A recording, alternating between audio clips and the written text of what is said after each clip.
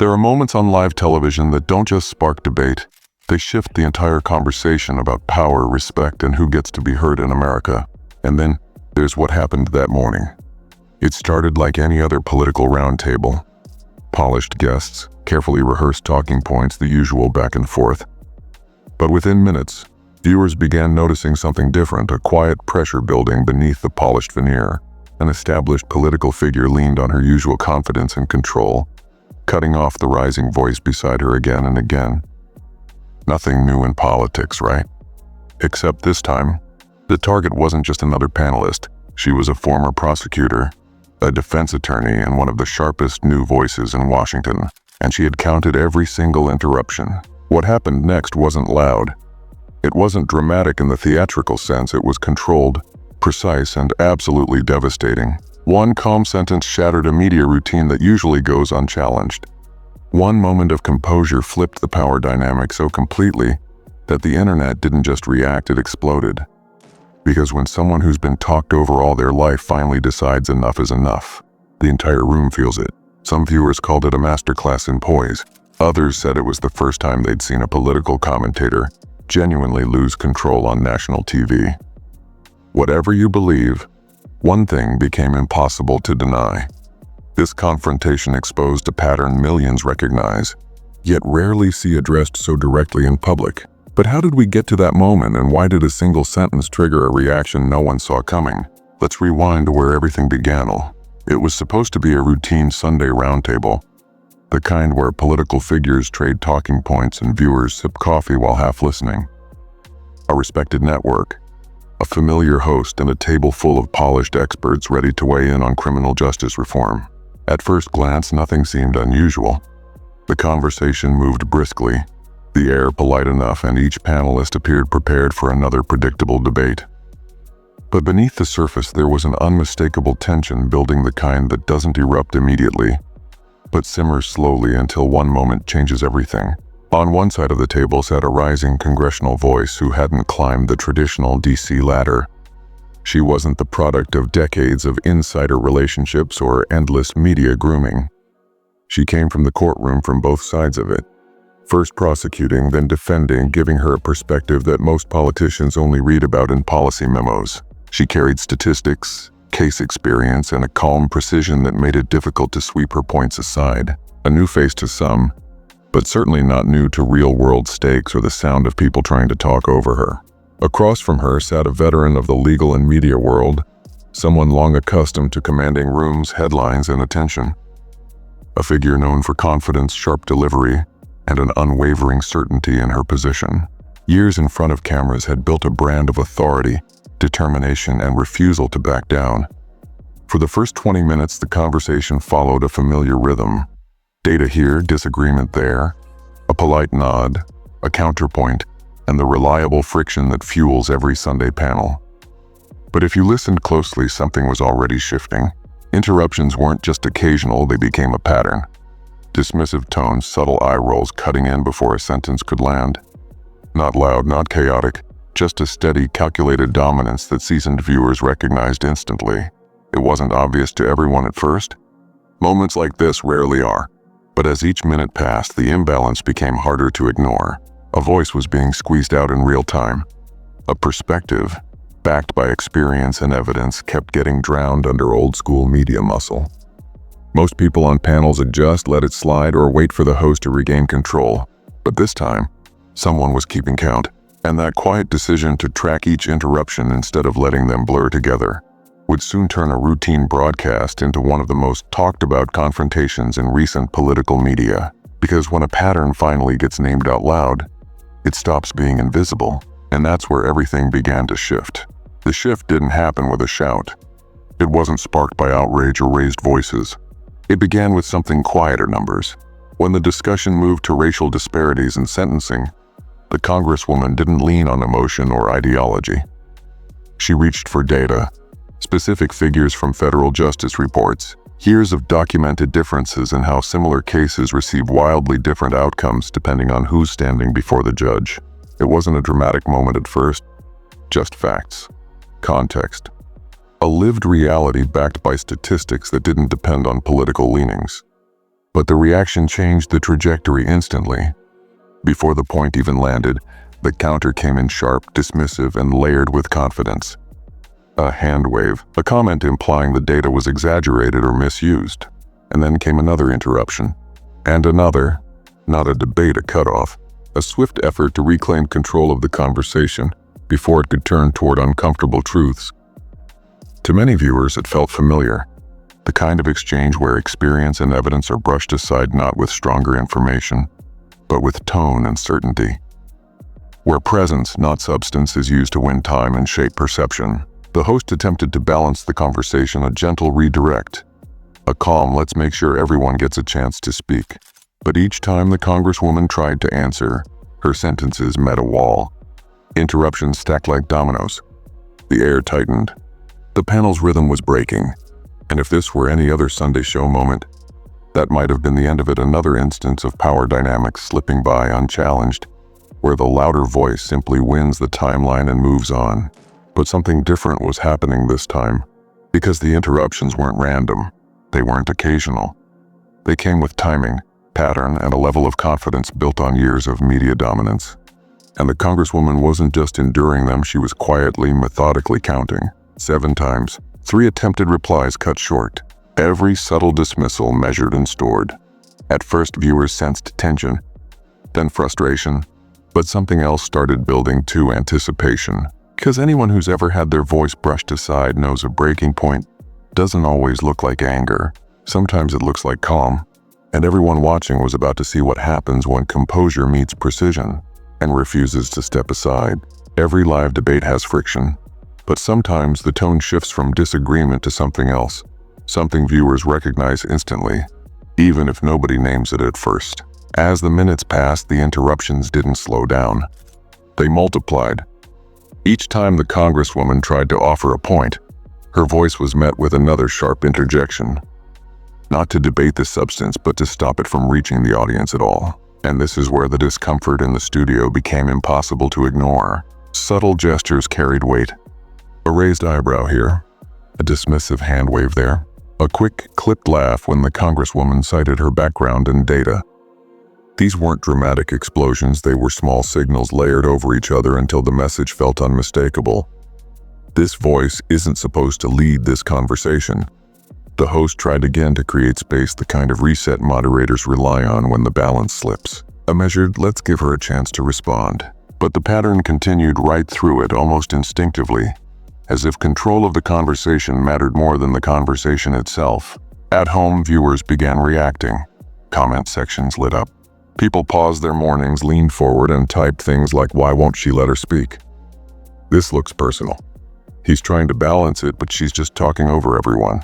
Whether or not it was intentional wasn't the point anymore.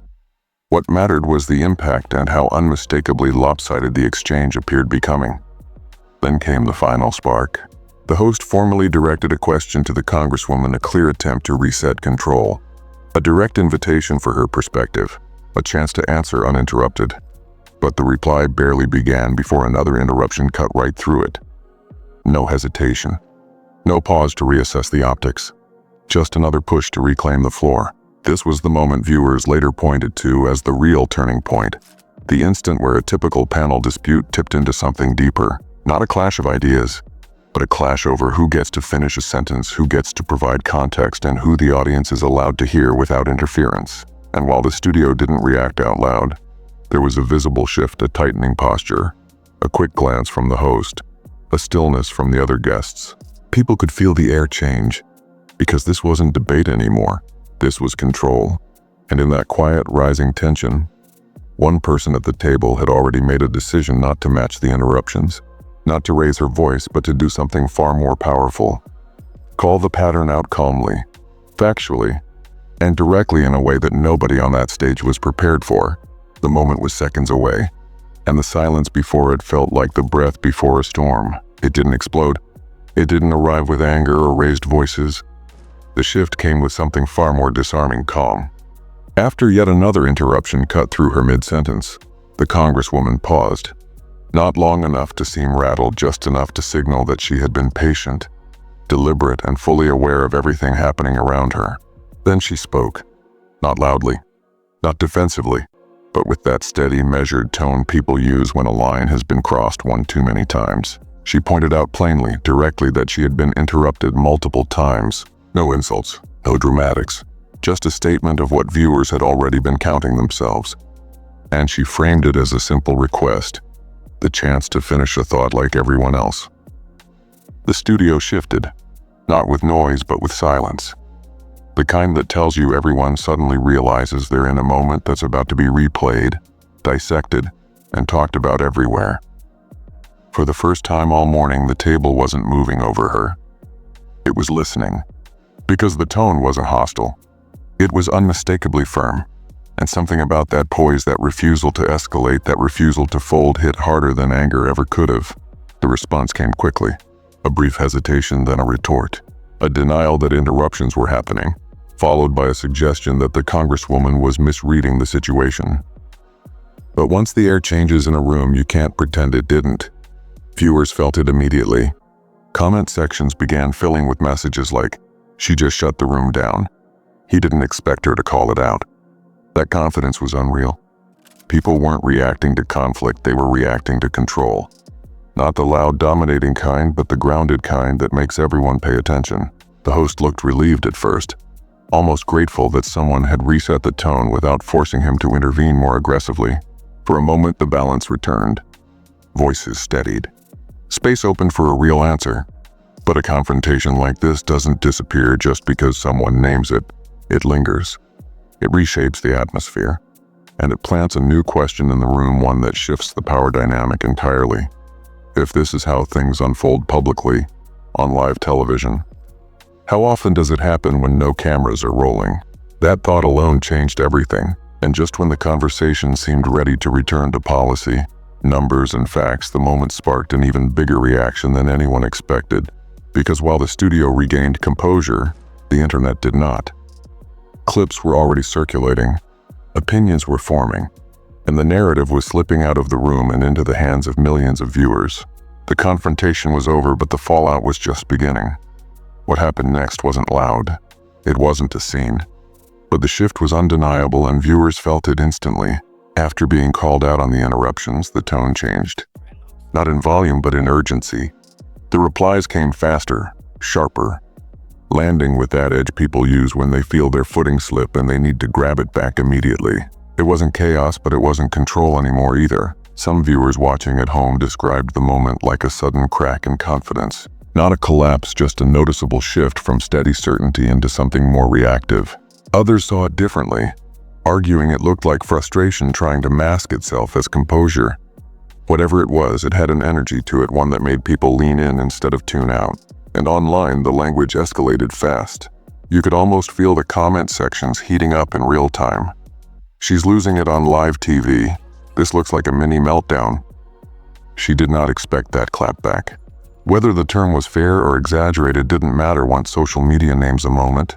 It sticks. And suddenly the conversation wasn't just about sentencing data or debate etiquette. It was about reactions, composure, and who looked in control versus who looked rattled. Clips surfaced everywhere, some slowed down, others looped, all with captions emphasizing tension. The exact second the energy shifted. Watch her face when she realizes she can't steamroll this one. That was the moment everything flipped. And that's how the narrative formed, not from what actually happened, but from how people felt watching it unfold. Even people who hadn't seen the full segment yet were jumping into the conversation, reacting to screenshots and short edits rather than context.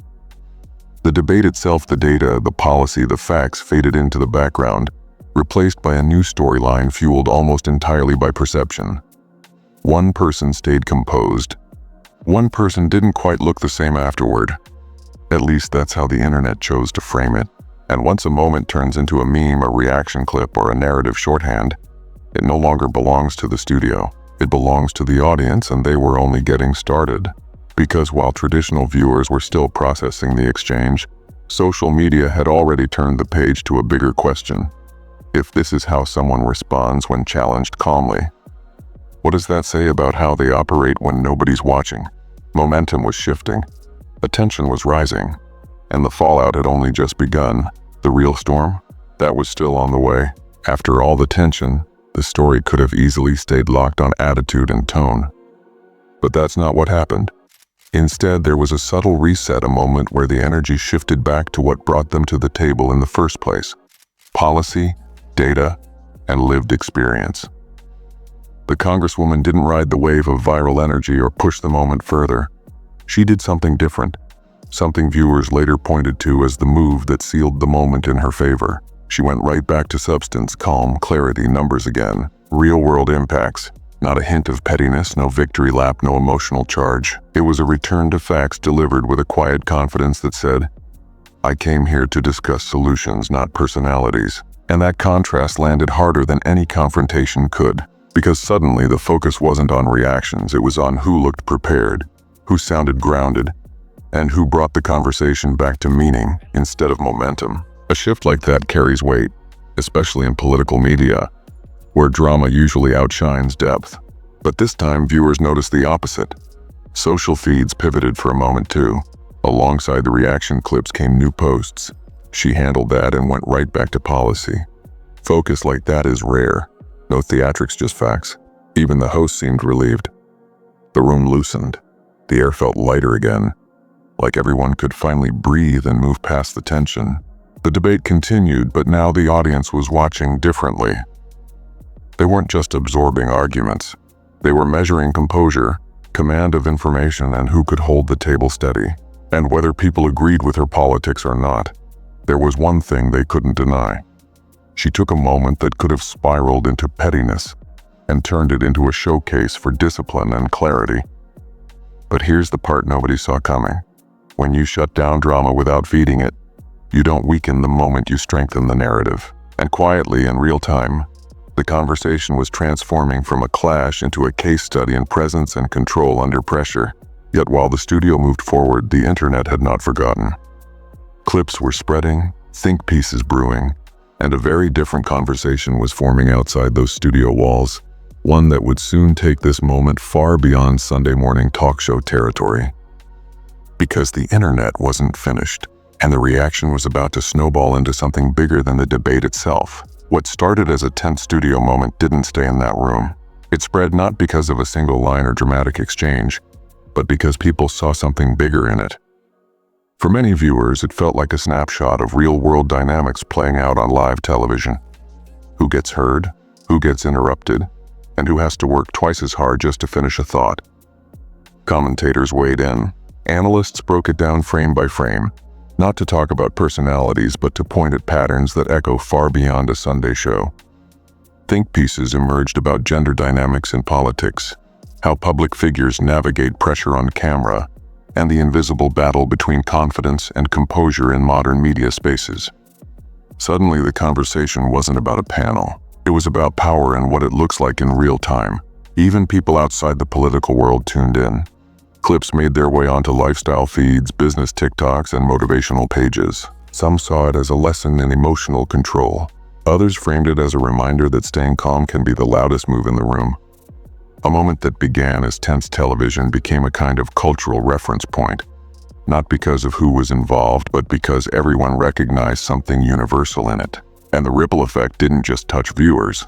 It sparked a broader dialogue among media hosts, pundits, and commentators about how debates are moderated, how guests are treated on air, and how quickly public perception forms when millions watch the same second play out together. For a lot of people, that small clash wasn't just television, it was a mirror. A reminder that these dynamics happen in boardrooms, classrooms, offices, even everyday conversations. That sometimes a calm boundary lands louder than a raised voice ever could. And that's why this moment didn't fade like so many others do. It wasn't a headline one day and forgotten the next. It stuck because it tapped into something real, something familiar, something that resonated far outside politics. But even with all that attention, one thing still lingered beneath the surface, a question a lot of people didn't ask out loud, but couldn't stop thinking about. If a small interruption battle on live TV can spark this much conversation, what does that say about the bigger battles happening everywhere else? The debate segment had ended. The internet wave had passed its first peak, but the cultural conversation?